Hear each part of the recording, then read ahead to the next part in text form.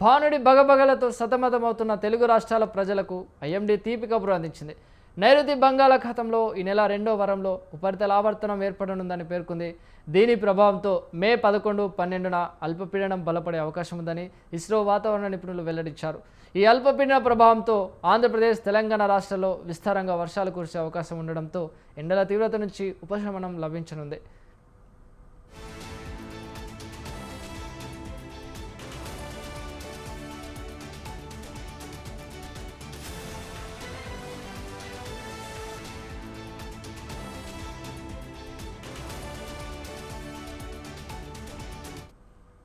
ఇక మరోవైపు ప్రస్తుతం కొనసాగుతున్న ద్రోణి ప్రభావంతో ఇప్పటికే 2 రాష్ట్రాల్లోని పలు జిల్లాల్లో వాతావరణం చల్లబడింది. రాబోయే 48 గంటల పాటు తెలుగు రాష్ట్రాల్లో అక్కడక్కడ ఉరుములు మెరుపులతో కూడిన తేలికపాటి నుంచి మస్తరు వర్షాలు కురిసే అవకాశం ఉందని వాతావరణ అధికారులు తెలిపారు. అల్పపీడనం గనుక బలపడితే మే 2వ వారంలో భారీ వర్షాలు కురిసే సూచనలు ఉన్నాయని, ఇది వేసవి తాపం నుంచి ప్రజలకు పెద్ద ఊరాటనిస్తుందని వాతావరణ నిపుణులు పేర్కొంటున్నారు.